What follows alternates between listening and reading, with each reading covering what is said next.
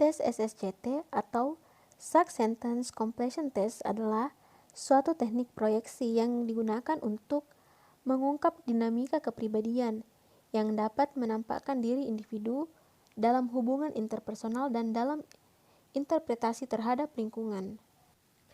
Tes ini dibuat oleh Joseph M. Sachs, Sidney Levy, dan beberapa psikolog lainnya dari New York. Tes ini berbentuk kalimat-kalimat tidak sempurna yang harus dilengkapi oleh testi, sehingga menjadi kalimat yang utuh. Kalimat-kalimat yang tidak sempurna dapat merangsang seseorang untuk memproyeksikan keadaan atau isi psikisnya sesuai dengan rangsang yang terdapat atau berkaitan dengan isi kalimat tersebut.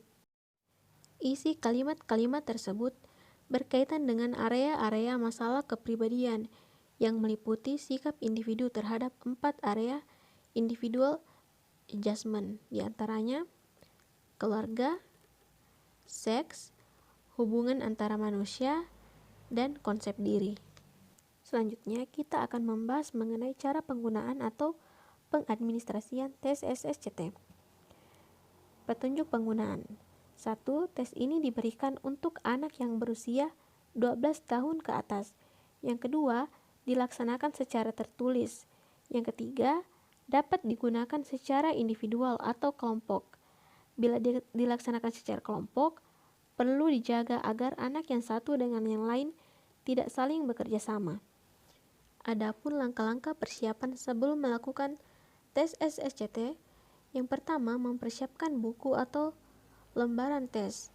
Yang kedua, mempersiapkan ruangan yang tenang dan tempat duduk yang sesuai dengan jumlah peserta tes. Selanjutnya yaitu tata cara pelaksanaan tes SSCT. Nah, yang pertama, menjelaskan tujuan dan manfaat diadakannya tes SSCT. Yang kedua, membagikan lembaran tes. Yang ketiga, menjelaskan petunjuk atau cara mengerjakan tes. Yang keempat, mempersilahkan anak mengerjakan tes. Yang kelima, mengawasi anak yang sementara mengerjakan tes. Yang keenam, mengumpulkan hasil tes anak yang sudah selesai. Yang ketujuh, menghitung kembali lembaran tes yang telah terkumpul apakah sesuai dengan jumlah peserta tes. Yang selanjutnya, mengucapkan terima kasih pada siswa atas kesungguhannya mengerjakan tes yang diberikan. Dan yang terakhir, mempersilahkan anak meninggalkan ruangan testing.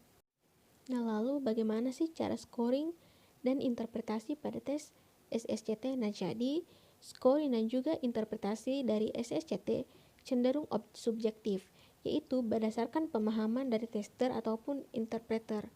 Yang pasti dalam melakukan scoring, tester ataupun psikolog atau psikiater harus mengelompokkan terlebih dahulu masing-masing pernyataan ke dalam 15 kategori yang sudah ada.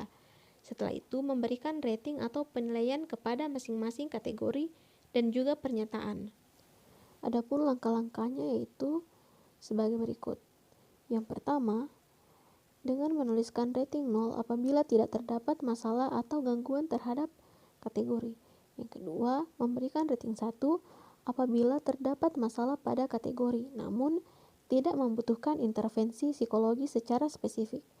Dan yang ketiga yaitu memberikan rating 2 apabila terdapat masalah dan gangguan pada kategori dan membutuhkan psikoterapi atau intervensi dan penanganan secara psikologis.